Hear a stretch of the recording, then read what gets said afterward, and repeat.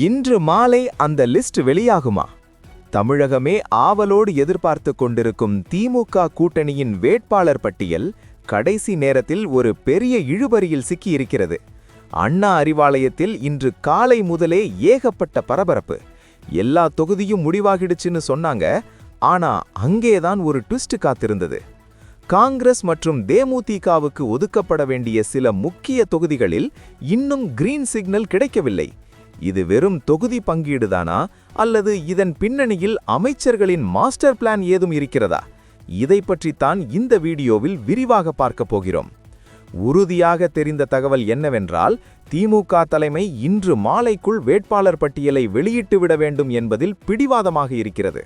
ஆனால் கூட்டணி கட்சிகள் கேட்கும் தொகுதிகள் திமுகவின் கோட்டைகளாக இருப்பதால் விட்டுக் கொடுக்க முடியாது என உடன்பிறப்புகள் போர்க்கொடி தூக்கியிருக்கிறார்கள்.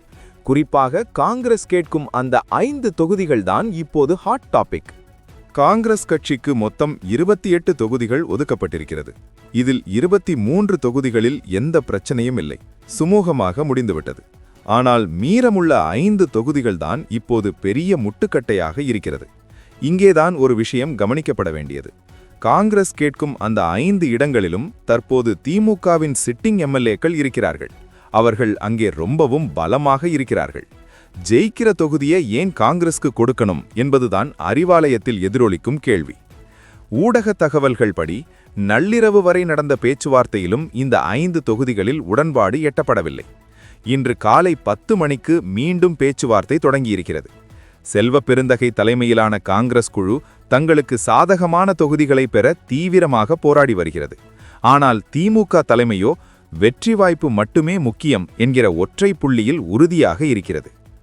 இன்னொரு பக்கம் திமுக கூட்டணிக்கு திடீர் வரவாக வந்த தேமுதிகவின் நிலைமை இன்னும் சுவாரஸ்யமாக இருக்கிறது. அவர்களுக்கு 10 தொகுதிகள் ஒதுக்கப்பட்டிருக்கிறது. இதில் 8 இடங்கள் ஓகே ஆகிவிட்டன. ஆனால் எஞ்சிய 2 தொகுதிகளில்தான் பெரும் மல்லுக்கட்டே நடக்கிறது. ரிஷிவந்தியம், விழுப்புரம், திருத்தணி, திருக்கோவிலூர் இந்த 4 இடங்களைச் சுற்றியே விவாதங்கள் சுழல்கின்றன. குறிப்பாக ரிஷிவந்தியம் தொகுதி, இது தேமுதிகவுக்கு ஒரு சென்டிமெண்ட் தொகுதி. மறைந்த கேப்டன் விஜயகாந்த் அவர்கள் வென்ற தொகுதி. அதனால் அங்கே மீண்டும் தடம் பதிக்க பிரேமலதா விஜயகாந்த் அவர்கள் ஆர்வமாக இருக்கிறார். ஆனால் அங்கே இப்போது எம்எல்ஏவாக இருக்கும் வசந்தம் கார்த்திகேயன் எக்காரணம் கொண்டும் தொகுதியை விட்டுக் கொடுக்க முடியாது என தலைமைக்கு தூது அனுப்பிவிட்டார்.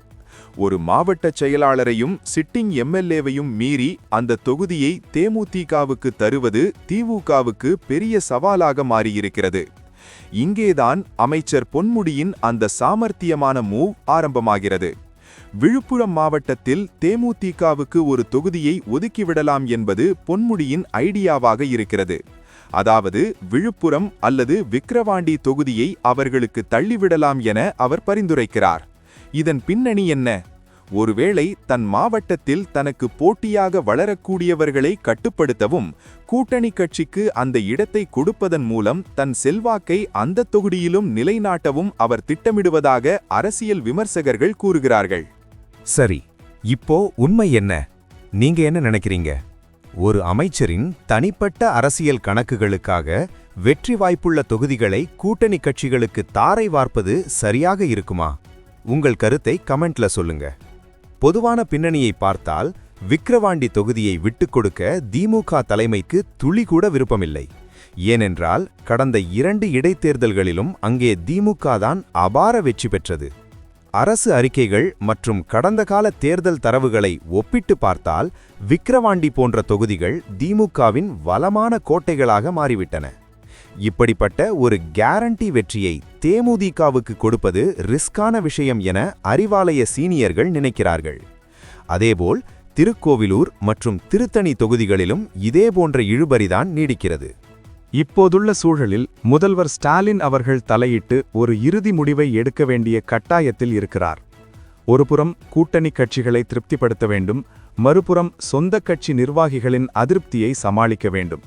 இதற்கிடையில் பட்டுக்கோட்டை தொகுதியில் KN நேருவின் ஆதரவாளருக்கும் TRB ராஜா பரிந்துரை செய்தவருக்கும் இடையே ஒரு தனி போர் நடந்து கொண்டிருக்கிறது. இப்படி ஒவ்வொரு தொகுதிக்கும் பின்னாலும் ஒரு பெரிய கதையே இருக்கிறது. சுருக்கமாக சொன்னால், இன்று மாலை வெளியாக போகும் பட்டியலில் பல அதிரடி மாற்றங்கள் இருக்கலாம் என எதிர்பார்க்கப்படுகிறது. காங்கிரசின் பிடிவாதம், தேமுதிகவின் சென்டிமெண்ட், அமைச்சர்களின் உள்ளூர் அரசியல் என முக்கோண போட்டியில் அறிவாலயம் சிக்கியிருக்கிறது. இன்னும் சில மணி நேரங்களில் இந்த இழுபறி முடிவுக்கு வரும். யாருக்கு எந்த தொகுதி, சிட்டிங் எம்எல்ஏக்களுக்கு சீட்டு கிடைக்குமா அல்லது கூட்டணி கட்சிகளுக்கு பலியாக போகிறார்களா என்பது தெரிந்துவிடும். முடிவாக திமுகவை பொறுத்தவரை இது வெறும் தேர்தல் அல்ல, தன் தலைமையிலான கூட்டணியின் பலத்தை நிரூபிக்க வேண்டிய கட்டாயம். அடுத்த சில மணிநேர பரபரப்புகள் தமிழக அரசியலின் போக்கையே தீர்மானிக்கும். இந்த தேர்தல் களம் இன்னும் பல திருப்பங்களை சந்திக்கப் போகிறது. அடுத்தடுத்த அப்டேட்களை உடனுக்குடன் தெரிந்து கொள்ள தொடர்ந்து இணைந்திருங்கள். மீண்டும் ஒரு முக்கிய செய்தியோடு சந்திக்கிறேன். நன்றி.